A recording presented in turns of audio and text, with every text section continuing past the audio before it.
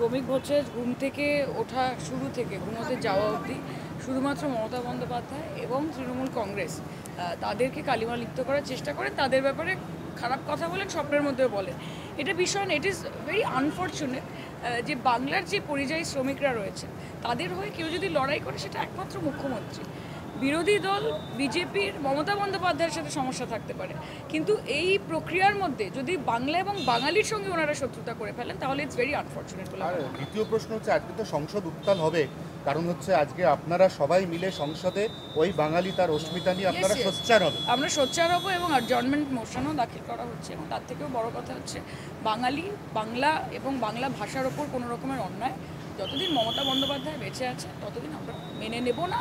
এবং আমরা দেখতে পাচ্ছি যে এতদিন আমরা যেটা জানতাম যে বিজেপি একটি দল হিসেবে বাঙালি এবং বাঙালি জাতিকে অপছন্দ করে, তারা ঘৃণা করে এবং বাংলাকে বিশেষভাবে করে, কারণ বাংলা ভোটের বাক্সে তাদেরকে হারিয়ে দেয়। এই শত্রুতাটা আজকে এসআইআরের মাধ্যমে হোক বা এরা যেটা ব্যাকডোর দিয়ে এনআরসি করার চেষ্টা করছে তার মাধ্যমে হোক সেটা প্রকাশ পাচ্ছে। বাংলা জবাব দেবে 2026।